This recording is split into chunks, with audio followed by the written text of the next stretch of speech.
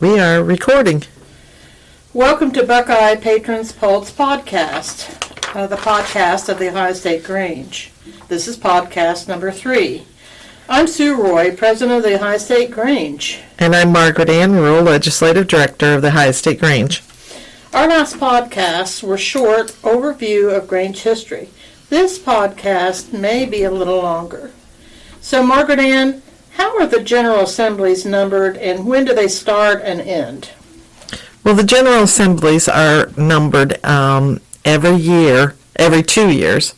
They start their terms on January 1st of the odd year, and they end in December 31st of the even year.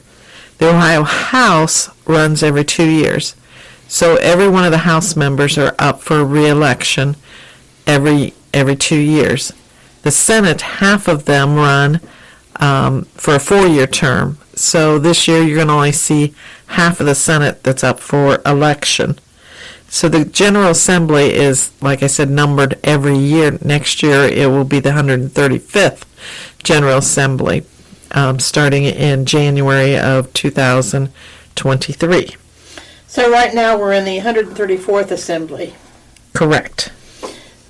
The Grange on the local, state, and national level have always been active. Right now we're following House Bill 135. It's a bipartisan bill, meaning both parties are working on it. That's correct. House Bill 135 is sponsored by Susan Manchester, who's a Republican.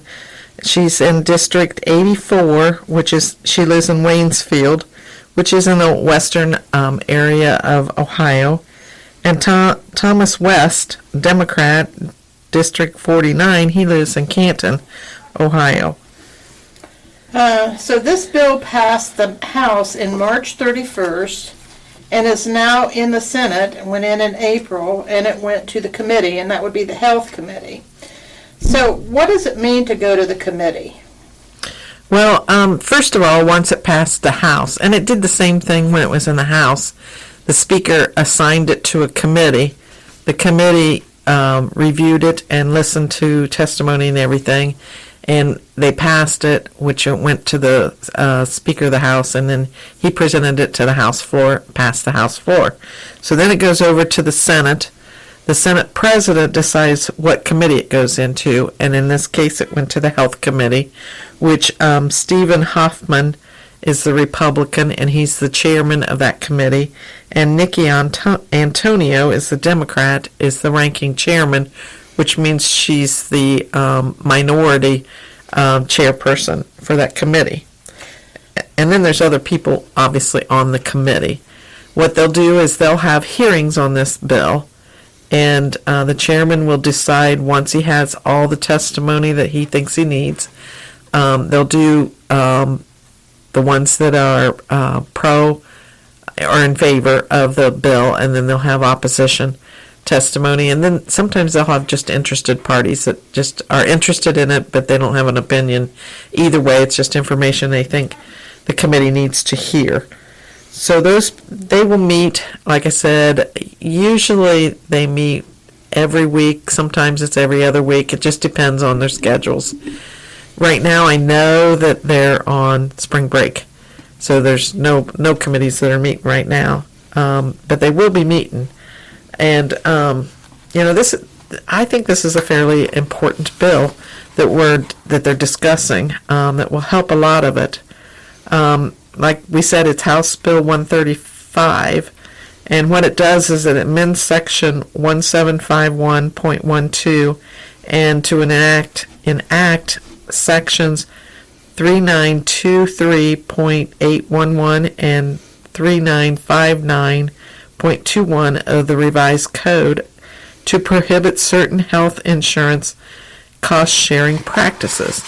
And what that basically means is when you're calculating your contributions as a deductible, if you get a coupon to reduce your deductible part, right now that does not go towards your deductible of your insurance. What it does is they take that out, even though it's a coupon for prescription drug that you need, the insurance company is not considering that part of your deductible. What this bill will do is if you get a coupon from, I don't know, like Pfizer or someplace like that, to reduce the amount of cost, out-of-pocket costs that you have to pay, the insurance company does not consider that part of your deductible. And this bill would make that a change so that you hit your deductible amount sooner. So I have a question. Now, maybe I asked this, but how long can this bill stay in committee?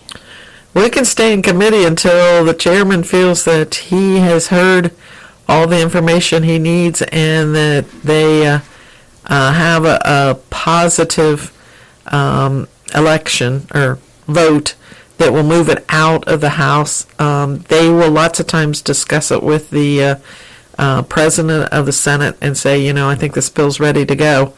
Then they'll call for the vote and they'll vote it out of the committee. So is there times where are there bills that never make it out of committee? Yes, there are. Especially if they feel it's not advantageous to the time frame. They will just let it set in committee. Sometimes they'll pass it out just to get it out of committee and let the president decide when it hits the floor. And this bill, House Bill 135, was that way on the House side. It sat waiting for the rules and regulations, which is another committee that decides what bills are presented on the floor. It sat there for at least 3 or 4 months before they moved it out of there. But then again, they were working on the redistricting maps. Great, thank you. Well, everybody, thanks again for listening to this podcast. We'll keep you posted on the progress of the Bill 135. And I want to end this with a portion of the Grange Declaration of Purposes. We acknowledge the broad principle that difference of opinion is no crime, and hold that progress toward truth is made by differences of opinion, while the fault lies in bitterness of controversy. We'll hope you hear us next time. Take care. Bye-bye. Bye. We'll see you next time.